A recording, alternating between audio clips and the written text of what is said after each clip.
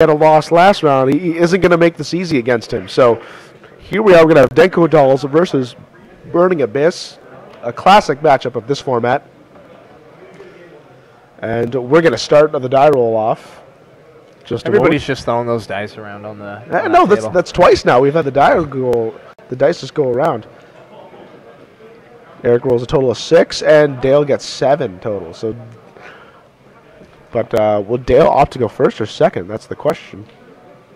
I almost think playing Denko Dolls, you want to go second, and it looks like he opted for that. Yeah, because he wants him to lead off. Because if he's running Denko, then it's not going to help him first turn. So Eric is going to go first, despite losing the die roll. Opening up with Allure of Darkness. Looks like he's got a Rubric, a Seer, a Graph. So he's going to banish the Rubric. The Rubric from his hand. Is this a Wing Blast, a Soul Charge? I'm pretty sure I saw Farfa. So it looks like that's a Farfa. There's the Farfa. There's the devastating card. That is Farfa. Now, do you think he'll maybe try and just mill a bunch and then drop that Soul Charge first turn and maybe really open up a board? And he could too, but we don't. We'll have to see. So he's gonna go with Dante first. He's gonna mill the Seer. So he's gonna take the gamble on hoping that he'll mill Burning Abyss. And odds are in his favor. And already he's milled. There's a Skarm. And pretty sure that's a Cogna. Yeah, it looks like a Cogna. So he can special summon one from his hand if he chooses to.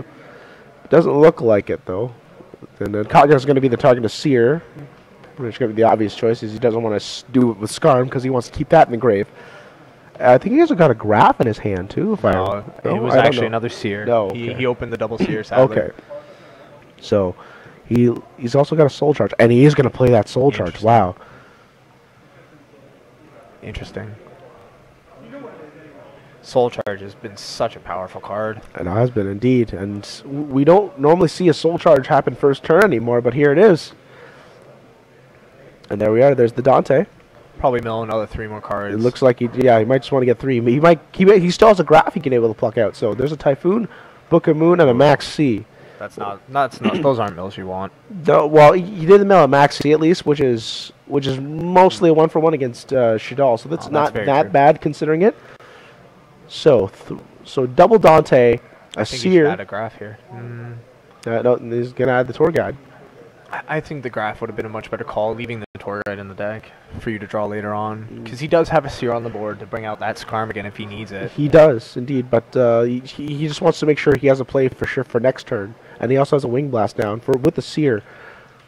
So, but yeah, it is strange though, because if he has that second Seer in hand though, he doesn't, and he discards that Seer. Dale can actually hit that other Seer and it won't get the effect, so it could be a little strange on Eric's part, but we'll see what Dale has to deal, what he can do to deal with this already menacing field.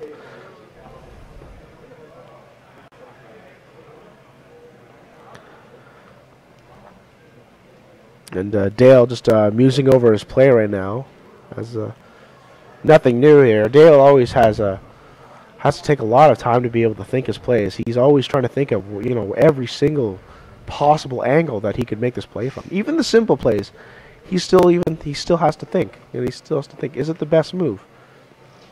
And that's a big thing of why both the Bolito brothers are so deadly. They're very cold and they're very calculated in their plays. So Dale's going to open up with a Mathematician. He's going to send the Squamata, a little deck thing, and he's going to go through the Beast.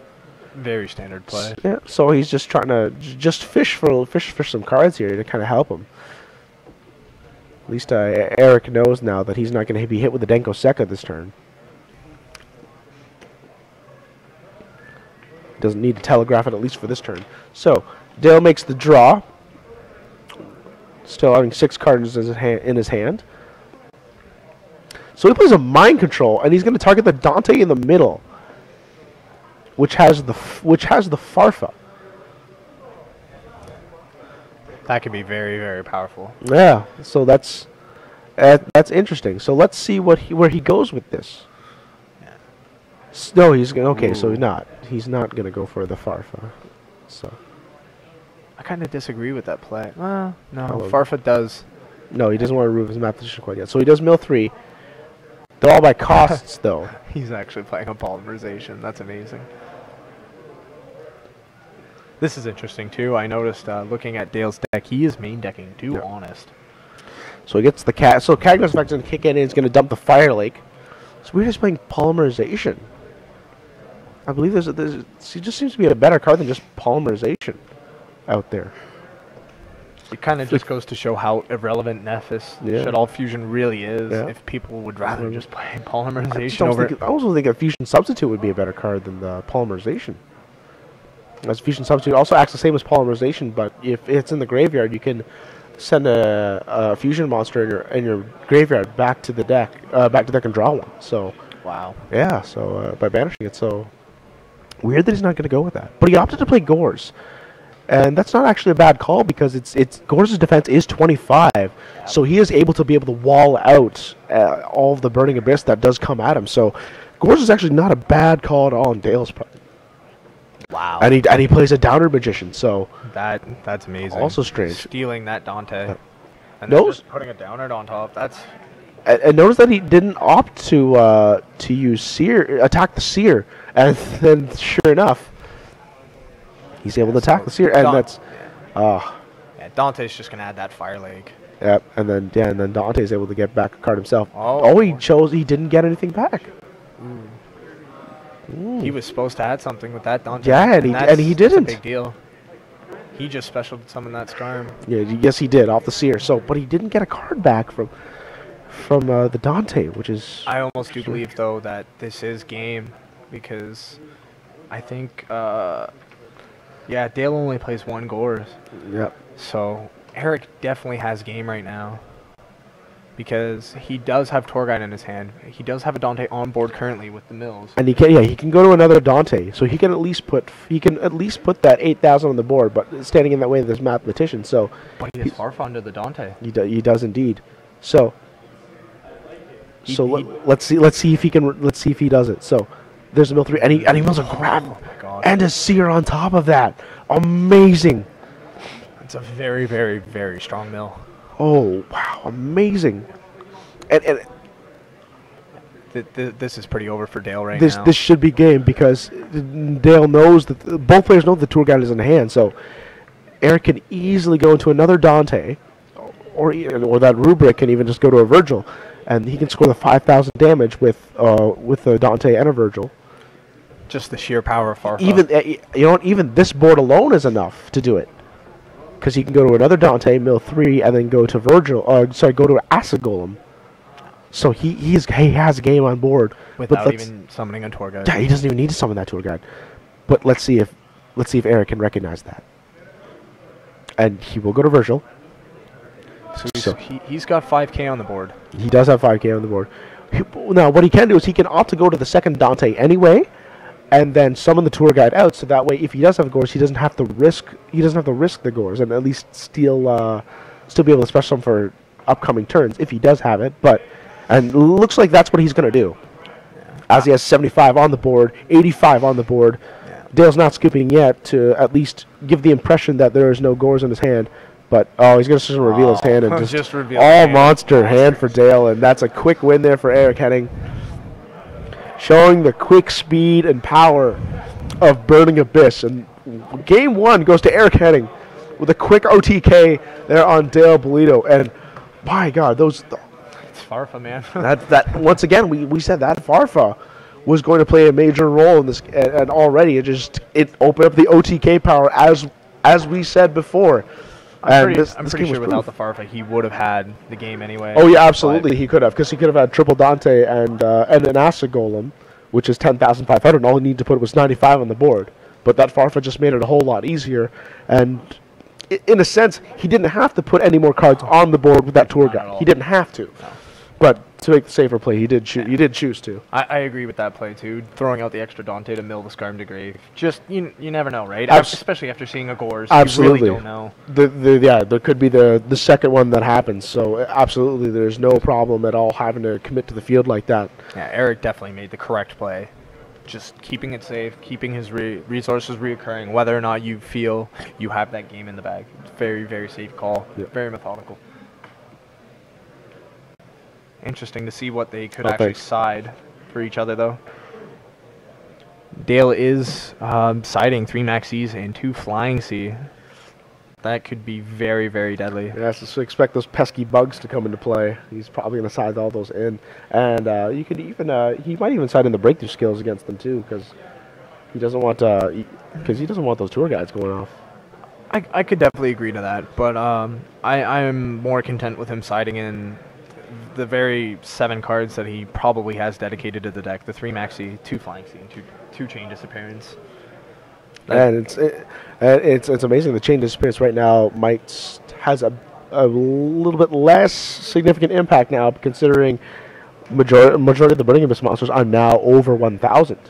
There's a lot more targets too. Yeah, so realistically, he's only going to be able to hit the Skarm, the Tour Guide, and the Graph, but hitting and the Rubik. But then again, hitting one of those cards is quite vital.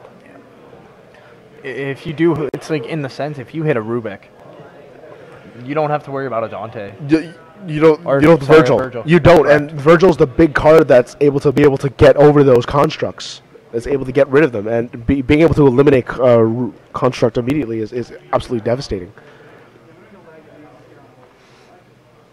So Dale already behind 1 game to Eric Henning's Burning Abyss, and the Denko doll is already just not a great hand for Dale, as he just had all monsters aside from 1 mind control. So let's see if Eric can turn this game. Sorry, if Dale can turn this game around. It would definitely be interesting. I really did like that downer that Dale is extra decking. Yeah, that's quite quite an extra deck card to play in the side, but when you think about it, there's not a whole lot of cards that they actually dive into in the extra deck of Shaddolls. I mean, there's so many options to choose from, but it's so rare that we actually go into those options. Yeah. So for Dale to use Downard in it is definitely interesting, to say the least. I think the extra deck was definitely more utilized back in the day when Soul Charge was at 3 in the Shaddoll deck. Yeah, but that was when people were Soul Charging, making the big boards with Arcanites and Simos and all that stuff. Yeah, and now they can't do that as much now, and Soul Charge just really isn't a key factor in the deck anymore. It isn't, and the Dale's just omitted it altogether in his build. I think that's the correct call. And Eric Henning, he's got Veiler's Swift Scarecrow. He's got 2 Dark Holes. Strangely, he's definitely going to be siding in 2 Defusion for this matchup. I like Defusion a lot. I think it's a very powerful card. Yeah. I almost believe it's just a compulsory on your turn. Yeah, a quick spell card, being able to take them out, but take out the fusions with no drawbacks. Absolutely, it's a major card. 2 Twister, Regeki, another Fire Lake, 2 Fairywind, and no Geometrio. So I don't expect a whole lot aside from Eric. Maybe just the 2 Defusion and maybe Regeki, and that's all he can really sit on. Interesting, though. It looks like Dale has opted to let Eric start again. Yet again. In hopes that he opens that Shaddoll Fusion. So look, see if Eric's holding on to that special summon for Kagna. It goes so long for Kagna. Oh, so he will play Maxi to Kagna. Let's see if Eric will play through this. I expect at least 1 more special summon from Eric, at least to go into Dante, and then maybe just sit on that. He also has the Book of Moon too, which he can chain to Shaddoll Fusion if Dale indeed does have that Shaddoll Fusion. So expect that, but maybe not. So he just. I think that was a very smart call by Eric. Yeah, just sit back. He could have a Lake down. We know at least one of the cards is the Book of Moon. So at least by doing that, Dale can't play for a free Shaddoll Fusion in that case. So now, what does Dale have in response? Keeps his hand very straight. I'm also kind of surprised that unlike I would say about 95% of players, Dale likes keeping his hand straight. He doesn't like shuffling very often. He just looks at his cards. Yeah, he's not one to continuously shuffle his cards, as majority of the players like to do, as they get a little anxious or they just wait or they're getting bored. It is a sign of body language in a sense. So it shows a lot of confidence. Yes, and so he does start with that mathematician again. Once again, yes. Squamata into a beast, so he still wants to draw out for something.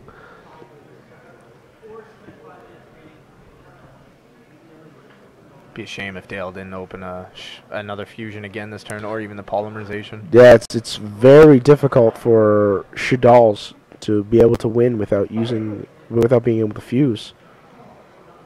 I think he did get a spell card that time, though, so we'll see. Meticulously doing his plays, and he's just very calculated as Dale. But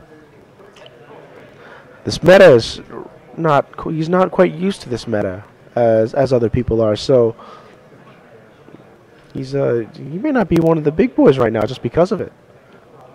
Eric definitely having a lot of experience in this meta. Absolutely, yes. So he's just gonna just swing at the Cagna, just go gung ho on it, and he's gonna let it go, and he's gonna activate its effect, and just probably gonna dump a Fire Lake. I think he'll drop. Does he play the good and evil? No, he does not. No, he's opted not to play good and evil.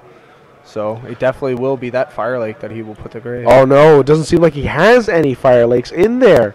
So Dale is checking his deck right now. Oh, that's hard. Oh. That's crucial and vital information to Dale. Oh. And you know a player like Dale will definitely take advantage of all that information he's just gathered. Of course he has to. But at least the good thing for Eric is he can at least activate a Cagna this turn to special summon. But that's kind of almost seems irrelevant at that point.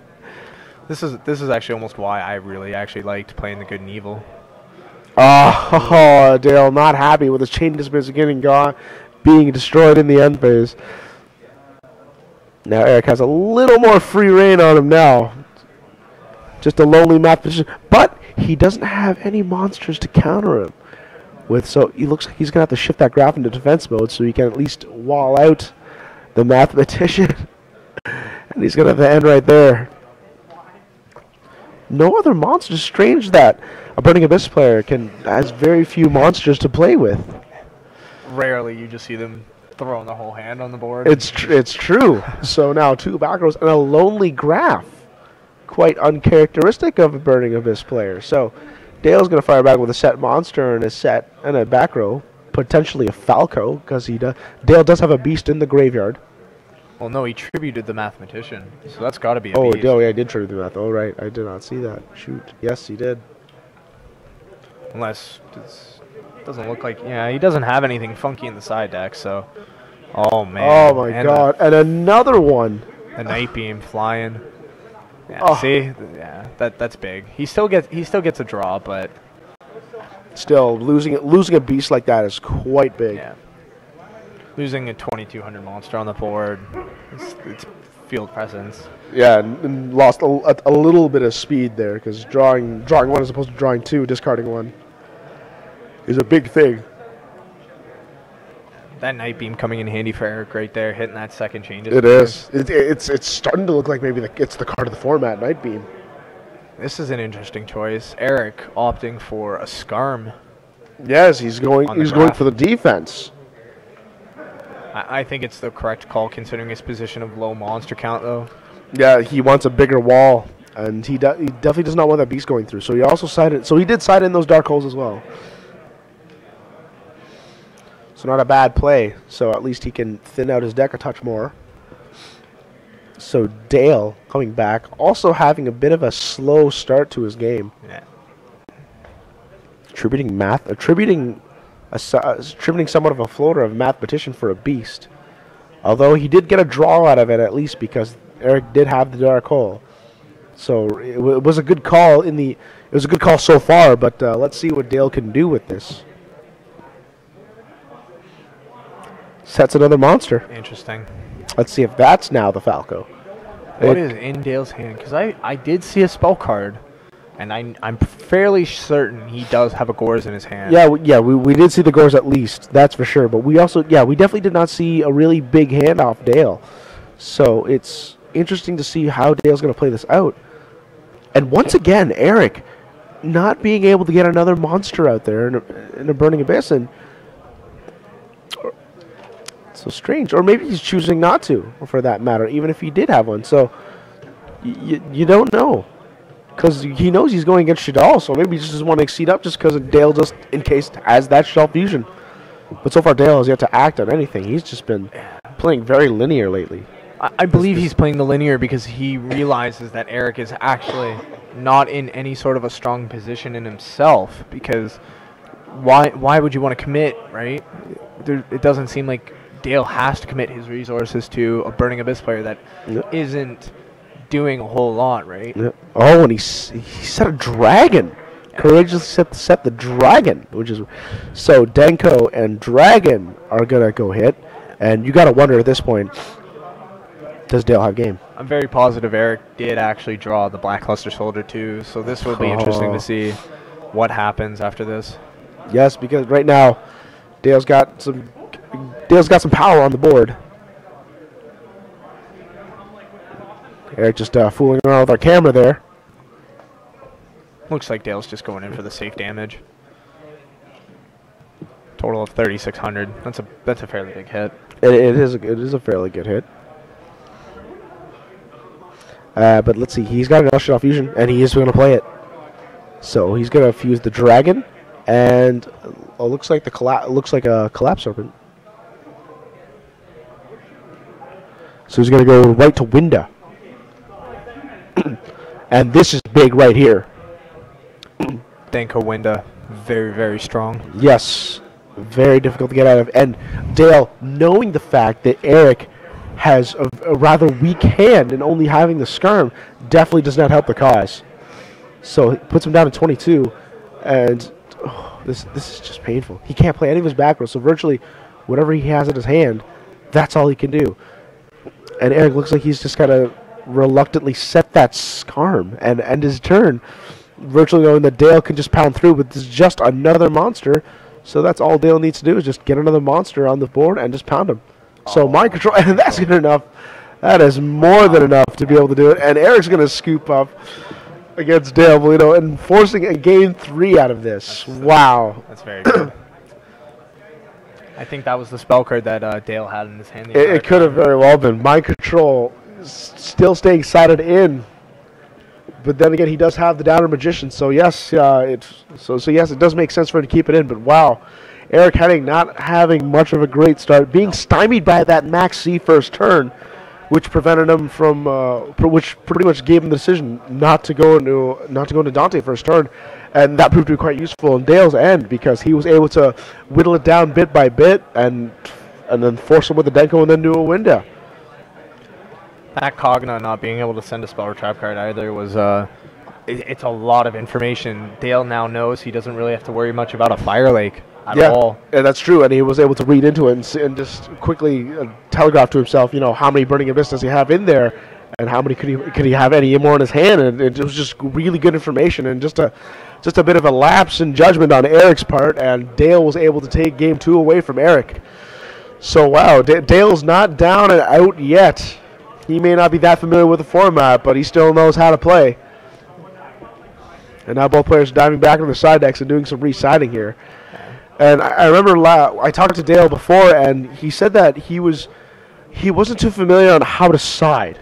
Really? Yeah, he didn't know how to side well because he's not very experienced with the format. He doesn't know what he's doing very well, so he just knew how to play the main deck and then just had to go cold turkey in the side. So let's see if Dale has a little more experience now with siding and can turn this around for him and put Eric in an 0-2 position, which is nobody wants to start off. Both these players already not winning their first round already is a big hit to them in being able to make top 8 for later on. They're not out of the tournament, but I mean, you need to win now. Yeah. You're already on the bubble, so this is a big thing for both of them. Yeah. Even with players like Dale being such a good player for such a long time, sometimes experience just can't take you everywhere.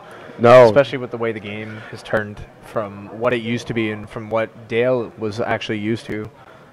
Sometimes it just doesn't take you that distance. Absolutely, because this is a card game after all, and there's bound to be luck in this game, and luck can happen. So, not the person with the most skill can always win. So we're going to see how things pan out here. I like this, how Eric has opted to let Dale go first. Yes. As Dale has let Eric go first in his Yes, matches. he knows now that he's running Denko dolls for sure now, so he knows that it's much better that he goes second. And it's a good thing that he did because Dale didn't open up very strong. So, oh wow. Eric has a lot of monsters in his hand, including that BLS. It looks, on his far oh left. my gosh. And with a Regeki, this could be over very, This could be over already. He has potential OTK. If he has 3 Burning Abyss and a tour guide, that can be game over already. Because Let's see if Dale has a maxi. No. Yep, no. And even if he did, he might opt to do the maxi challenge and win. Yeah, you're very true. This can be over very, very quickly. This could be, yes. And unfortunately for Dale, he doesn't know that.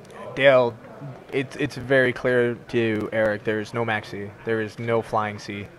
And I didn't see a Gores in Dale's hand, but Dale is very protective of his hand. So Yes. it'll be interesting to see if Dale has that Gores. If he doesn't, though, this can be over very, Yes, very quickly. so the question is this game over? And we're going to have to see right now. Eric even realizes that he's in a very strong position, and he mills a Farfa. This is Oh, no. Farfa and a Seer. So he This is what doesn't. I mean. He has no need to even use that Regeki now. Yeah, Oh, no. This is what I mean. Farfa has just given so much more power to the Burning Abyss deck, just giving it so much strength in the OTK. Oh, no. So there's This the is graph. gonna be over very and quickly. there's so he's got a graph and a seer. So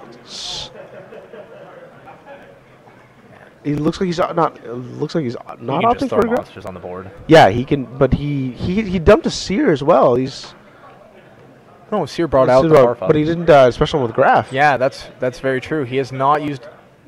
He's not used graph's effect at all. Maybe he has a graph in hand that he would like to use as another special summon. It's just strange though, because graph would it serves the same purpose anyway. Yeah, But that's very let's see. But looks like Dale actually might be able to act on this. Uh-oh. Oh, Oh. we lost our feed. Kenneth, we lost our feed.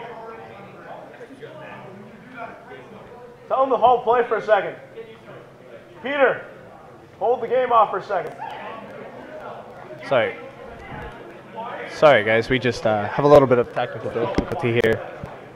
We can't see the feed for ourselves. Oh, there we go. And we're back. Okay. Hold on. Oh, and Dale does have the flying seed. Oh wow. Okay.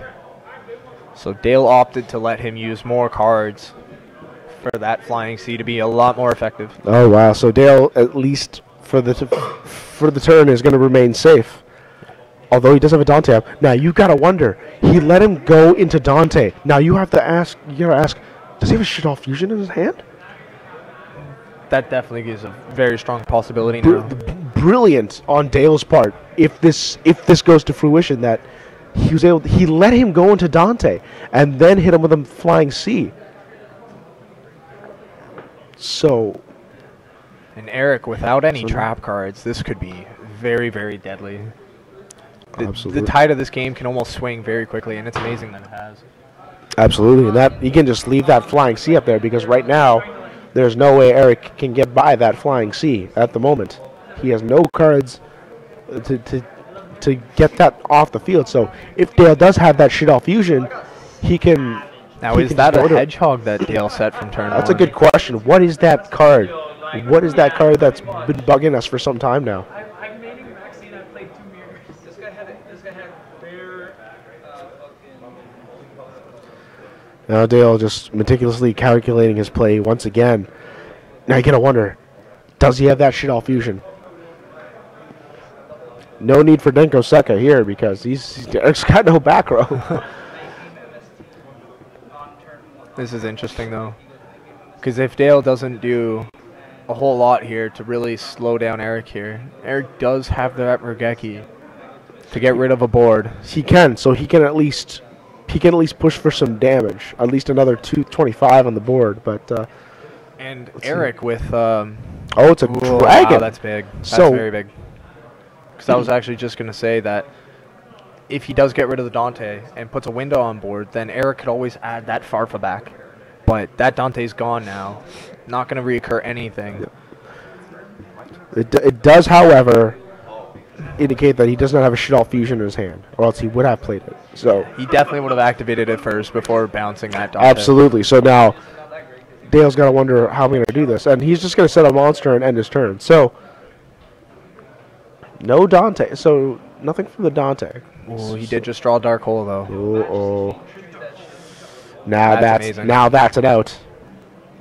Yeah. Oh no! Right off the bat, he And realizes. Dale unfortunately has to let it go, but he gets a Squamata effect off. If he knows, he's not even activating Squamata's effect. Wow. Oh no! Oh no! There he is. Okay, He does know. he does know. There just seemed to be a lot of action before Dale even went to go pick up his deck.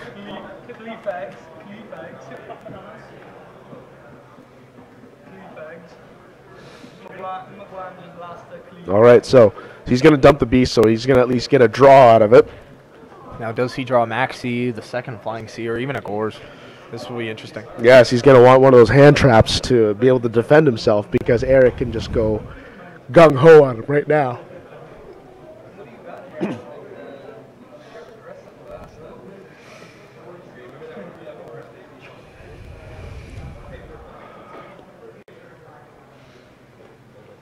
So there's a tour guide to open it up.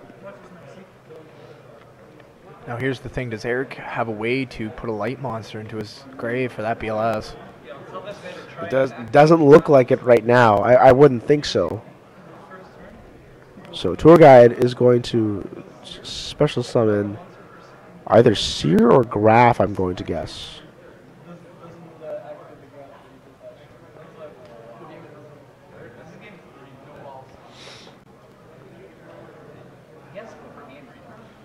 Just thinking through his plays because there's so many plays he can make right now. So he's going to go with the Seer.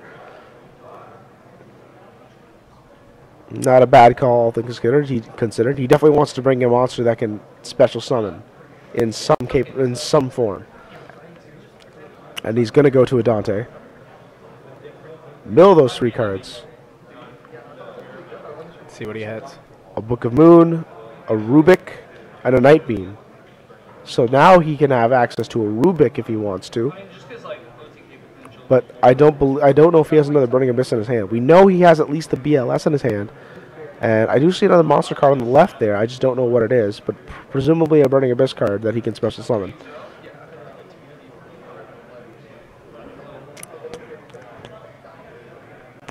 So he's going to go with a Farfa. Possibly for potential security. So he's got a Graph in his hand. So that's what he's got.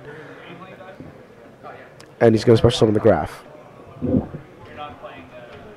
Ooh, pass a goal. Oh, there's another he does Flying have C. Flying C. I found it interesting that he chose not to.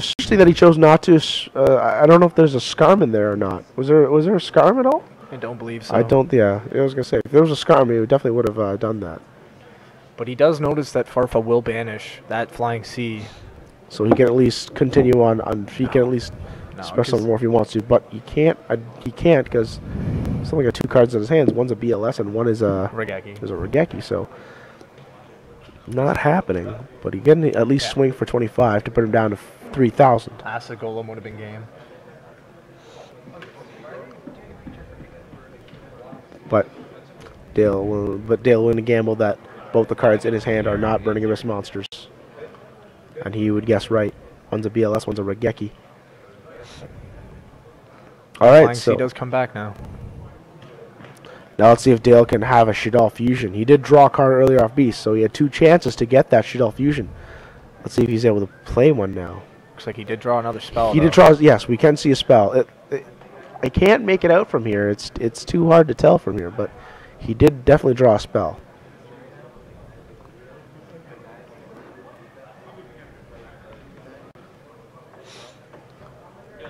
So it's another mathematician yet again. Now Eric does have Veilers, so he can think about it, but he's choosing not to. It's just frozen on our end. Kenneth would have said something if it was frozen for us.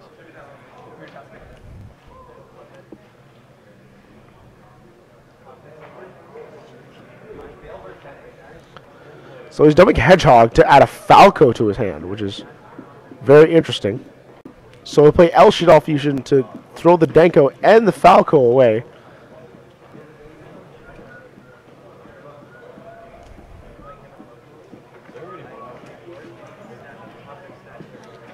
So here comes the construct, and Falco is going to be chain link 1, whereas the construct's going to be chain link 2.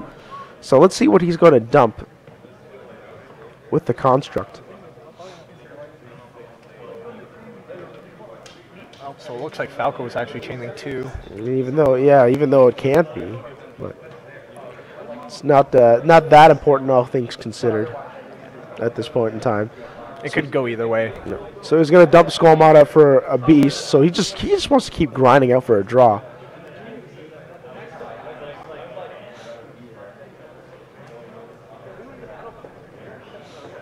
And he can at least eat out the Dante.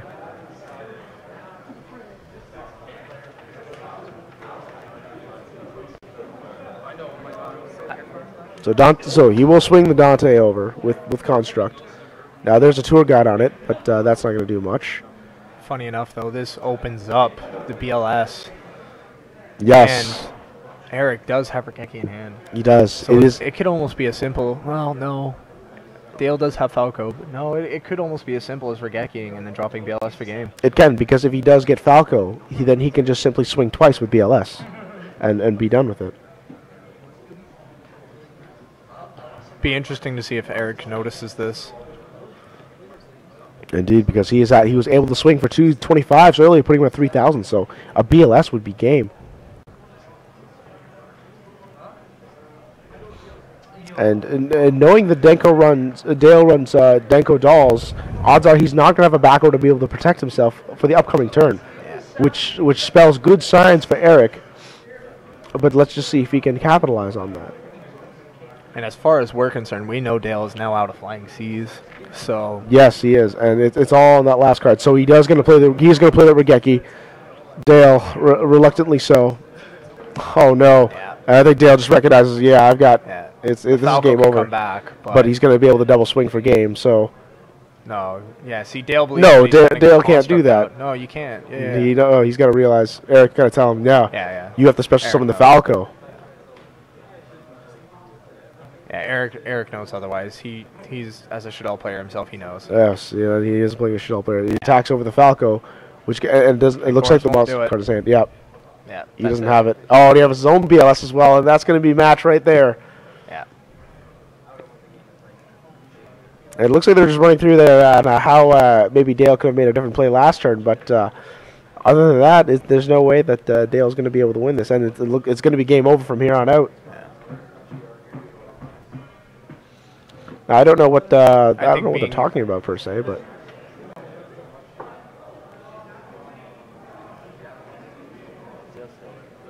yeah. Oh well. Well, it looks like Eric has taken this match. He did indeed. With a simple Regeki BLS. Yep, and the Regeki came into play, and that is match right there. And Eric Henning was able to avoid an 0-2 start using his Burning Abyss and able to defeat Dale Polito, knocking him down to 0-1-1. Wow.